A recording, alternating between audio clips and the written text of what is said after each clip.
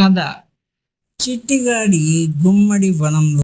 ఒక చిన్న గ్రామంలో చిట్టి అనే పాప, ఆమె తమ్ముడు చిన్న జీవించేవారు. వాళ్ళకి ఆకలితో కక్కుర్తి లేదు, కానీ నవ్వులు సరదాల కేళీలు మాత్రమే.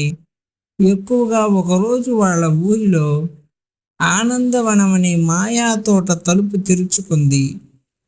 తోటలో ఎవరైనా నవ్వుతూ ఆనందంగా ఉంటే మొక్కలు మాట్లాడతాయి, పూలు పాటలు పాడతాయి, వాళ్ళు తీయగా మారిపోతారు.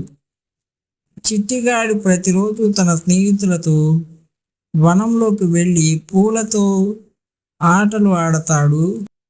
పచ్చని దోమలపై ఎక్కి వాటిపై విహరిస్తాడు.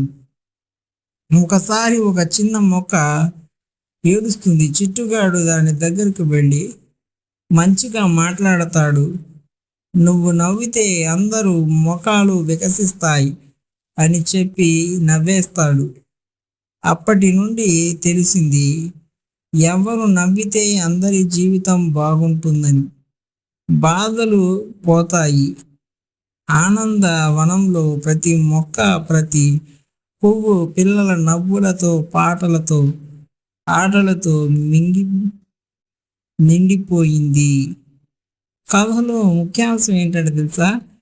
ఆహ్లాదకర పరిమళాలు, నువ్వు పూల పాటలు, స్నేహితులు కలిసి చేసే మజా, చిన్న సహాయం ఎంత